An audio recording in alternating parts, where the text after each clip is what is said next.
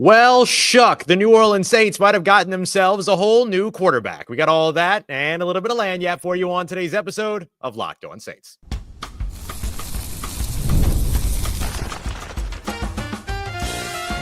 You are Locked On Saints, your daily New Orleans Saints podcast. Part of the Locked On Podcast Network, your team every day.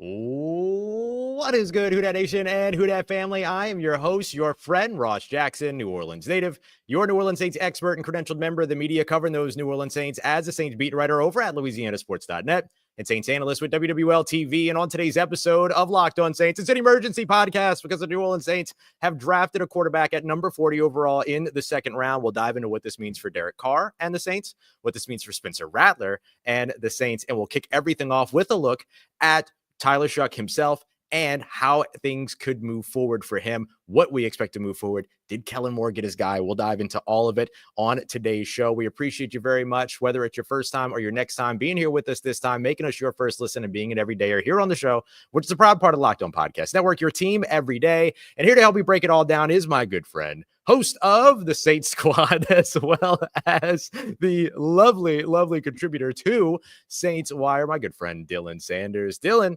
the New Orleans Saints, they drafted a quarterback. They did it, man. They did it at number 40. Oh, they took Tyler Shough out of Louisville. You brought the wrong person on. This is the first time hearing of it. No, you're not prepared for the storyline. I'm not prepared at all. It wasn't a shock. A shuck. Yep. It wasn't a shock because we knew that the Saints were really in on him. We knew Kellen Moore was really in on him.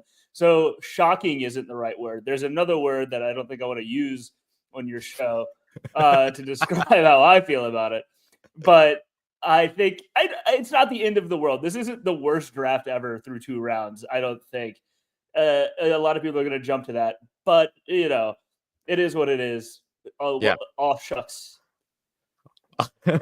Here's what I'll say, because I don't want to be perceived as trying to sell shuck, shine, and rainbows on all this. I think the thing that you're looking at here is that this is a player that has a ton of things that he has to prove showing up here in New Orleans. He is going to be 26 years old very soon after the season begins. A lot of people have trouble with, age and things like that when it comes to quarterbacks and how old they are coming into the league, all those other things. He's had several season-ending injuries, and he has absolutely ugly stuff on his tape when under pressure in particular, which is something that typically is tough to fix going from college to the pros. If he's going to be any level of successful here in New Orleans, those are the things that are going to have to get fixed. The question is Kellen Moore the guy to fix them? He certainly believes so. One of the things that he highlighted in his post-draft presser with us just moments ago was that, him with Kellen Moore being a former head coach, Doug Nussmeier, the offensive coordinator, being a former quarterback. Doug Nussmeier, the offensive coordinator, being a former quarterback, and Scott Tolzien, the quarterback's coach, being a former NFL quarterback, that he feels that he's in the right place to develop. So this is going to be really a big test of Kellen Moore and this New Orleans Saints coaching staff and their ability to develop a quarterback, something that Sean Payton never did in his long-standing tenure here, and for a long time didn't have to do, thanks to Drew Brees. Yeah, and I'll get ahead of it and say, if there's one thing that Kellen Moore likes about him that I think we haven't seen that has been being pushed over the past couple of weeks is the mobility that Tyler Shuck brings. This isn't a guy that you look at his college football reference page and see a ton of stats in the rushing category, but It is someone that, he ran a 4.63. That's not far off from Jalen Hurts. I'm not saying he's going to be Jalen Hurts, but if they can get more out of his legs than he ever used in college, this immediately becomes a more interesting pick to me.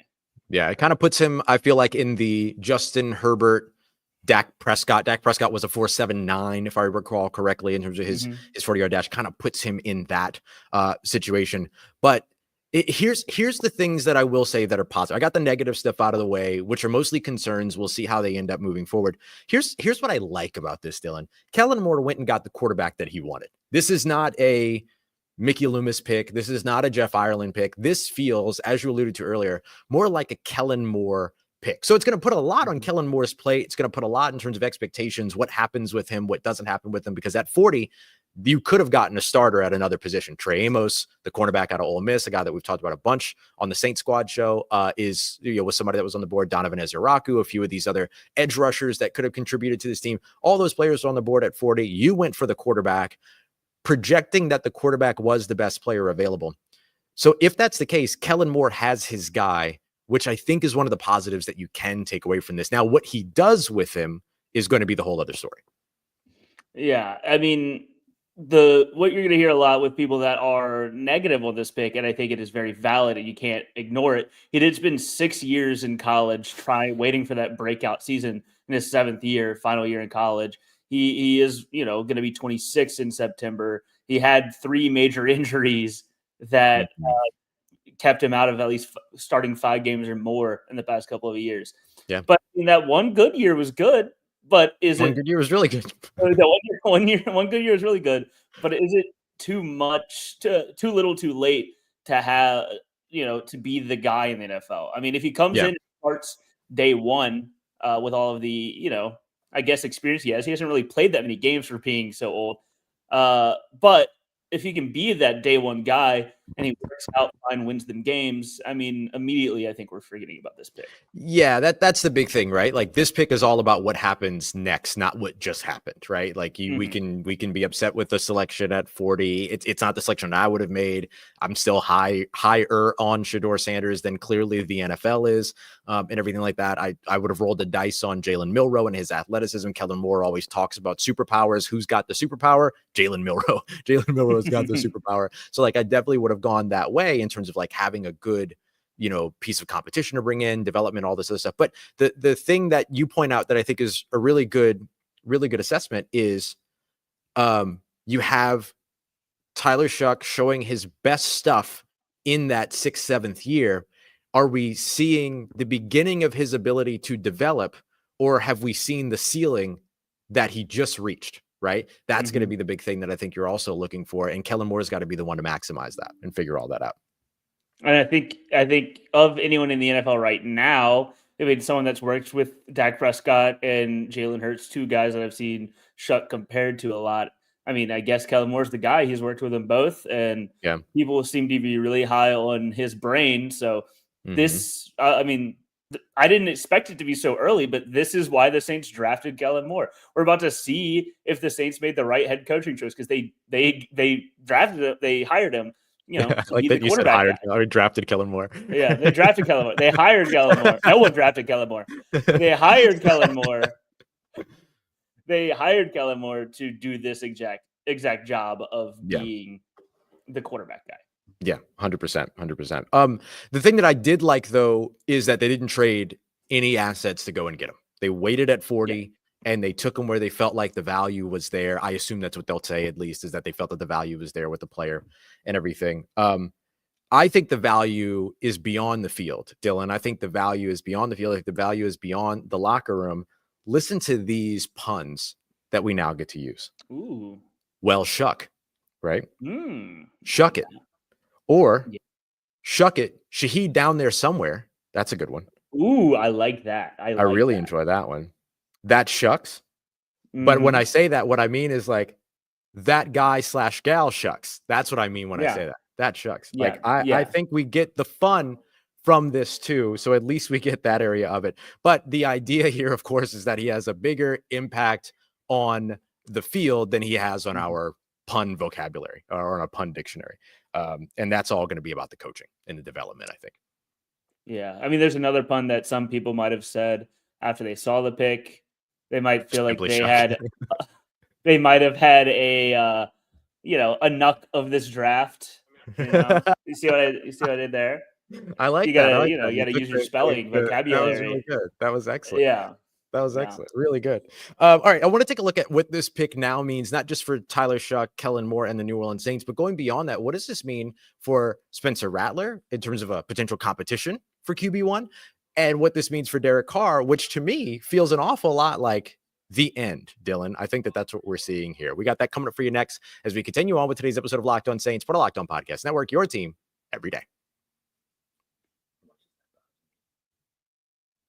Today's episode of Locked On Saints is brought to you by our friends over at LinkedIn Jobs. LinkedIn Jobs is the place you want to go to hire and put together everything you need for your small business, because your small business is only going to be as successful as the folks that are helping you run it. And you know that as a small business owner, you don't just clock out when the clock hits 5 p.m. But with LinkedIn, it helps you get a little bit closer, because when you clock out, LinkedIn can clock in and help you build out that team that you're looking for. With their post your job feature, it allows you to be able to create your job, to help you write job descriptions as well with their AI tools, so that you don't have to be all by yourself trying to figure all of that out. Then share it with your network, that expansive LinkedIn network that 72% of small businesses say give them a big time return on high quality hires. Post that hashtag hiring frame as well to help to spread the word. LinkedIn Jobs gives you everything you need to be able to build out your team and take your business to the next level. So post your job for free today at linkedin.com/LockedOnNFL. That's linkedin.com/LockedOnNFL to post your job for free.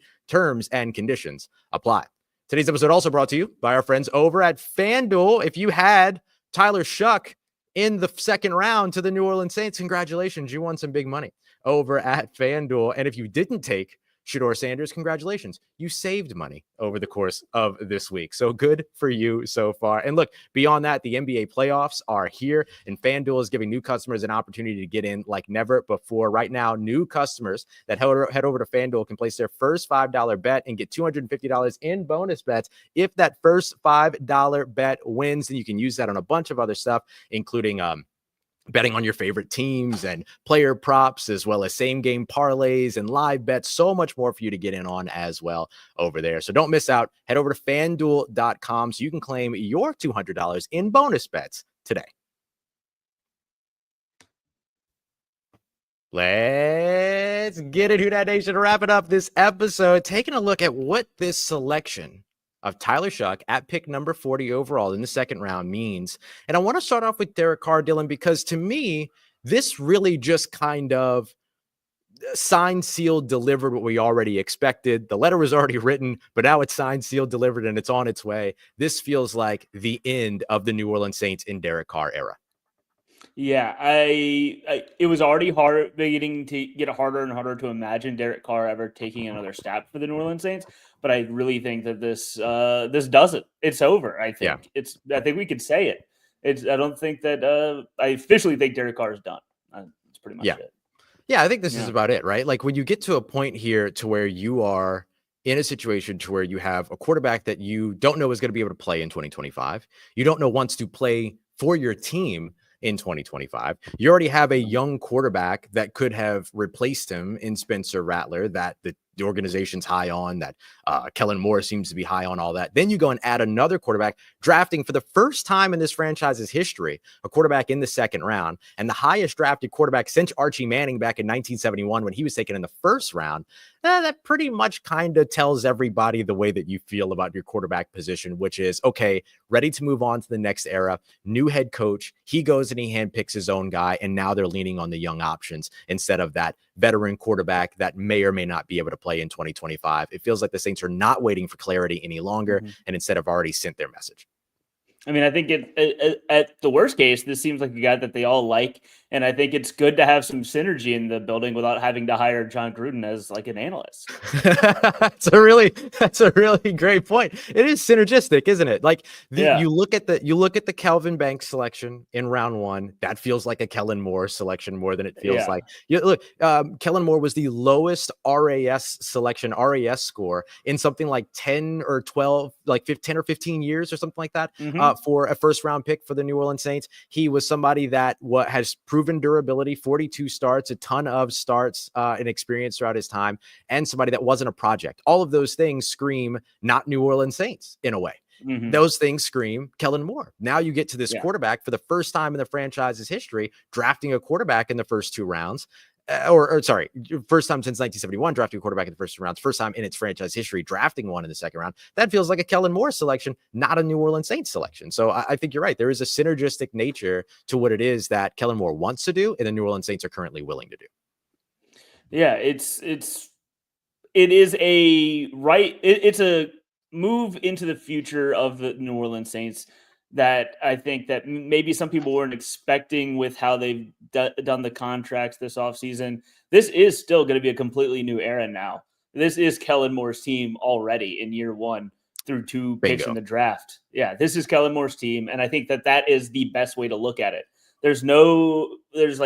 Obviously there are players throughout this roster that have been there for a while, but the team makeup and chemistry is going to be completely different already with a future down the road franchise left tackle and a quarterback that is picked by the head coach.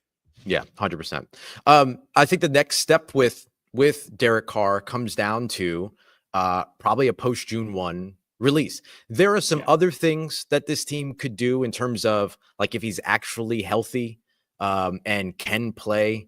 How do you go after maybe some of that money and stuff like that? I don't want to get into that because it feels like a lot of speculation. But the brass taxes, you designate him as a post June 1 cut. That ends up costing you the $20 million that you've already funneled into this year. And then you carry over $49 million of dead cap next year. $49 million of dead cap when you've got three quarterbacks now on rookie contracts in your building, a rising salary cap, over $27 million of salary cap this year, a portion of which you'll be able to roll over to next year. And the NFL that has already proven that the teams will accept 50, 60, $70 million of dead cap at the quarterback position. Hello, Russell Wilson. That ends up showing you that like there is a way out in terms of how this goes down with Derek Carr. The other option is that you trade him, but man, I imagine that it's very hard after June 1st to find a trade partner that says, oh yeah, the quarterback with a shoulder injury that threatened his 2025 season is now being shipped away from the team that went out and signed him after he was shipped away from a different team. Yeah, I'll trade for that guy. That's going to be a really tough sell, I imagine, unless everything just kind of works out okay, which could still happen here in New Orleans too, although it certainly feels very unlikely at this point. It definitely feels like the Saints are going to, I think it's going to look like a baseball trade if it happens. The Saints are going to have to give up some future capital to get someone to take him from them. That team like gets Derek Carr and a second round pick in order to get for like a fourth or something, fifth or fourth round pick back. Yeah, right. Something like that. I think it's gonna look like a baseball trade because I mean now this is it's good that they are moving past the product on the field, but now this is a disastrous contract of someone who is $70 million who's not going to see the field for the next 2 years. Yeah. I think that now it is they've done a good job of moving around the cap in the past couple of years. So let's see how they get out of this one. Yeah. I mean, I think that they've got their avenues. I think, and by the way, like Dylan and I talking about a baseball trade and sending additional draft capital to get a team to send draft capital back. Awful idea. It's not happening, right? Yeah, we're not advocating for that, but yes, we have fun here. But yeah, I think that like you look at where things go for a team that is under change right now, which has mostly its entire scouting staff still around, and now is making selections that are kind of different from what the usual scouting team would make. Like Jeff Ireland's team is still very much in this building, handling scouting and all those other things. And so I think that shows you maybe a little bit of a lean towards, okay, what does Kellen Moore want? And if Kellen Moore wants Tyler Shuck, if Kellen Moore wants Spencer Rattler, then obviously that means that the Derek Carr era would be over. Speaking of Spencer Rattler, just to wrap us up here real quick, what this means for Spencer Rattler. Look, I don't think that pick 40 overall immediately stamps you as a starter. I think that there is still a competition here to be had. But I certainly think that the pick 40 overall investment versus the 5th round 150-ish overall investment, the pick 40 overall investment is certainly going to get the benefit of the doubt. But I still think this is where things aren't signed, sealed, delivered. I don't think that Tyler Shuck walks in as the week 1 starter. And then it becomes really interesting to see how you handle some of these young quarterbacks and where you go from here. I mean, you certainly don't want a 26-year-old rookie to be spending a couple of years on the sideline. Yeah, right. Good point. But I think it would be foolish for them to not at least have a true quarterback competition. Let Spencer Rattler get his shot, and then at worst, you got a guy who's a backup. And then, I mean, that's not what you want out of a number 40 pick. But this is what we talked about last night, and they did not give up. They did not leverage any future capital to get Tyler Shuck. And I think that this is a completely different conversation if they did. The fact they were able to sit at 40, get their guy, I think that Saints fans should be able to go home and, sleep easily tonight and not have their night ruined or week ruined or season ruined. I don't know about Saints fans sleeping easily tonight, but I appreciate what you're trying I to think do. they should be able to. I don't think they will. I think they should be able to. 100%. I will say, to your point about like, oh, you don't necessarily want a backup quarterback to be the result of your 40th overall pick. To be fair, most second round and third round quarterbacks are backup quarterbacks in the NFL. I mean, you look at maybe what Dak Prescott and Jalen Hurts are the only exceptions. Maybe there's more recent exceptions, and we'll see. I guess Brock Purdy would be too. But like the list is short.